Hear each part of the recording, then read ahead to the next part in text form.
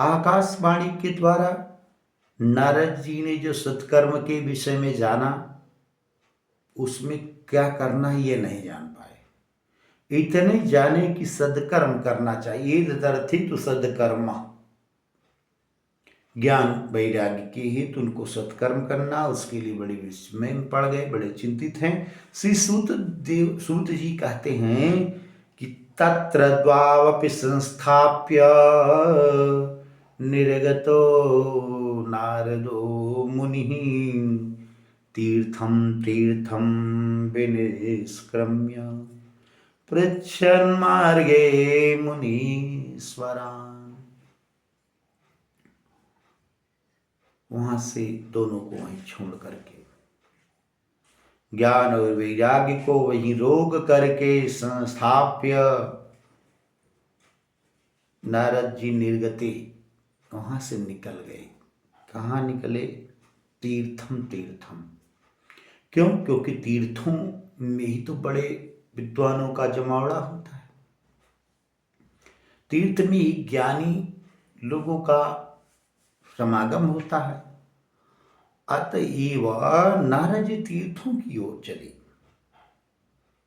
गए। तीर्थम तीर्थम विनिष्क्रम पृच्छन मार्गे मुनीश्वरान। बड़े बड़े मुनियों से, बड़े बड़े तपस्वियों से प्रश्न करने लगे। वृत्तान्तः श्रूयते सर्वे किंचित निश्चित नोच्यते असाध्यम केचनम प्रोचुर्दुर्गेयम इति चापरि। वृत्तांतम, ऐसा वृत्तांत सुन करके, किंचित निश्चित नोच्यते, किसी ने तो कुछ नहीं उस पर बोला। कुछ लोग इसको असाध्य जान करके प्रोचुर दुर्गे मित चापरे, इसको जानकर माने यहाँ तक जाने नहीं जा सकता वो सत्कर्म क्या है। अमोकी भूयास्तथाने च कियंतस्तु पलायते।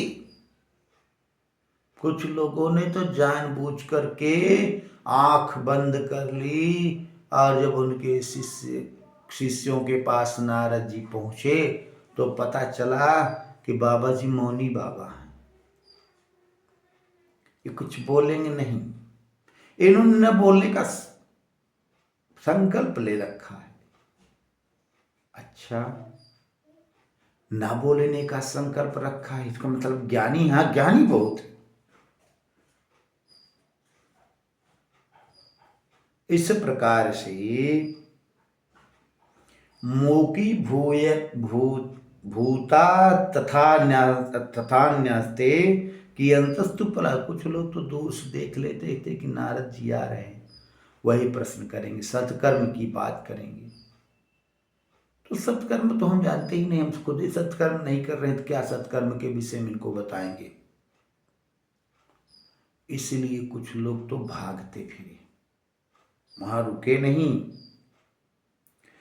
तब कहते हैं हाहाकारो महानासी त्रैलोक्यो विस्मवाप। चारों तीनों लोकों में विस्मय फैल गया, सब लोग आश्चर्यचकित हो गए, हाहाकार मच गया इस बात को लेकर कि सत्कर्म नारद पूछ रहे, कोई बता नहीं रहा। वेद वेदांत घोषश्च गीता पाठै विबोधितम। कुछ जो मान ले थोड़ा हिम्मत करते तो कुछ वेद को बता देते, कुछ वेदांत को बताते, कुछ गीता पाठ के विषय में बताते थे। भक्ति ज्ञान विरागाणाम नोदतिष्ठत्रिकम यदा। भक्ति और ज्ञान विराग की जिसमें बातें हों, जैसी व्यवस्था हो, उसको विषय में किसी का मन ध्यान जाता ही नहीं था। आगे कह रहे हैं कि उपायो नापरोस्तीति करणे करणे जपांजना। उपाय उनको नहीं प्राप्त हुआ। कानो कानो ये बात हो गई कि इसका क्या उपाय होगा, एक दूसरे से लोग चर्चा करने लगे, लेकिन उपाय की प्राप्ति नहीं हुई। आगे कह रहे हैं कि योगिनो नारद नापि स्वयं न ज्ञायति तु यदु। बहुत सी योगी जो थे, जो योगाध्ययन योगचर्या से अपने जीवन को चला रहे थे, उनसे पूछा गया तो वो भी स्वयं ज्ञायतीत हुए, जो कुछ नहीं जानते थे क्या बताएंगे। तत्कथम शक्यते वक्तुम मितरैरिह मानुषैः, वो कुछ बताना चाहते तो वो उससे इतर रहता था। भाई जिस विषय का जो ज्ञानी है, फिजिक्स का विद्यार्थी, फिजिक्स का अध्यापक फिजिक्स के विषय में बताएगी, पाणिनि सूत्र हल करेगा। और पाणिनि सूत्र वाले से केमिस्ट्री पूछ लीजिए, क्या बताएगा। थोड़ा बहुत पढ़ा होगा, बताएगा, लेकिन पूरी तरह गहनता से नहीं बताएगा।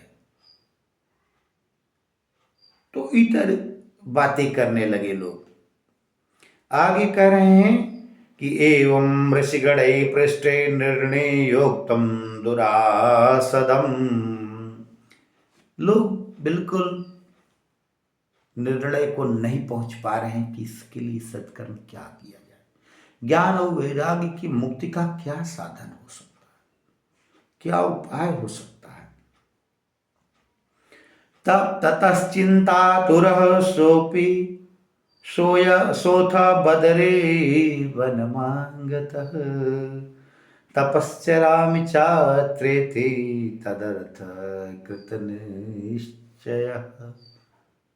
उसके बाद नारद जी ने सोचा कि हम बद्री का आश्रम चलें, जहां हमारे अमलात्मा, विमलात्मा, निर्मलात्मा चारों भाई सनत सनंदन सनातन रहते हैं, उनसे ही कुछ हमारा कल्याण हो जाएगा।